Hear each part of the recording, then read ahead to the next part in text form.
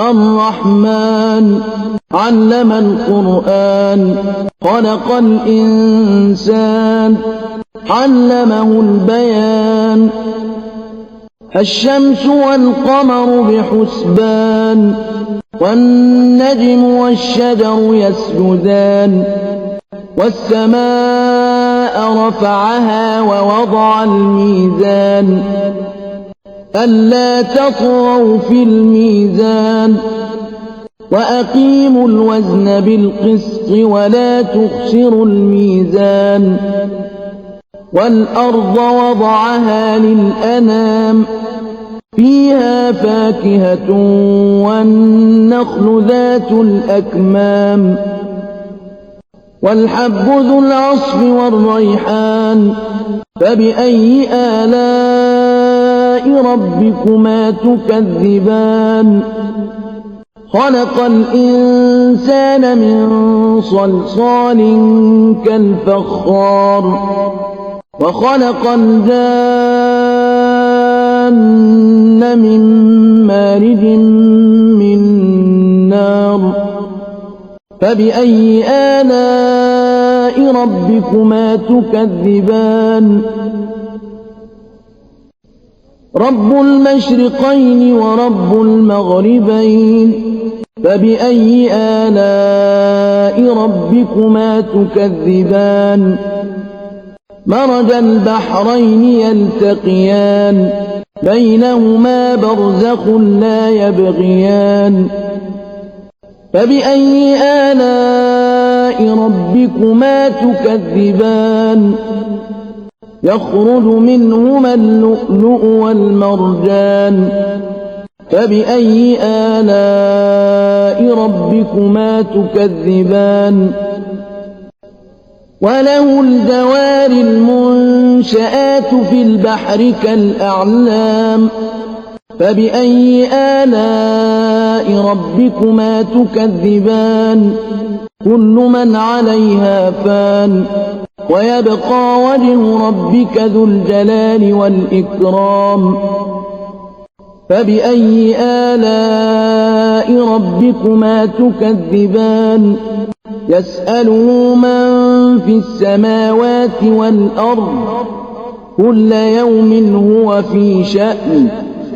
فبأي آلاء ربكما تكذبان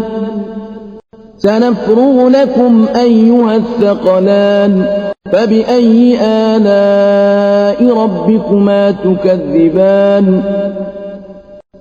يا معشر الجن والإنس إن استطعتم أن تنفذوا من أقطار السماوات والأرض فانفذوا لا تنفذون إلا بسلطان فبأي آلاء ربكما تكذبان يرسل عليكما شواظ من نار ونحاس فلا تنتصران فبأي آلاء ربكما تكذبان فإذا انشقت السماء فكانت وردة كالدهان فبأي آلاء ربكما تكذبان فيومئذ لا يسأل عن ذنبه إنس ولا جان فبأي آلاء ربكما تكذبان يعرف المجرمون بسيماهم فيؤخذ بالنواصي والأقدام فبأي آلاء ربكما تكذبان هذه جهنم التي يكذب بها المجرمون يطوفون بينها وبين حميم آن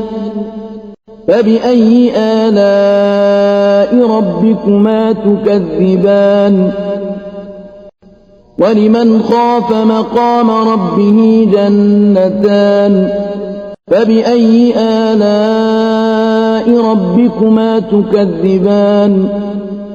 ذواتا أفنان فبأي آلاء ربكما تكذبان فيهما عينان تجريان فبأي آلاء ربكما تكذبان فيهما من كل فاكهة زوجان فبأي آلاء ربكما تكذبان متكئين على فرش بطائنها من استبرق وجنى الجنتين دان فبأي آلاء ربكما تكذبان فيهن قاصرات الطرف لم يطمثهن إنس قبلهم ولا جان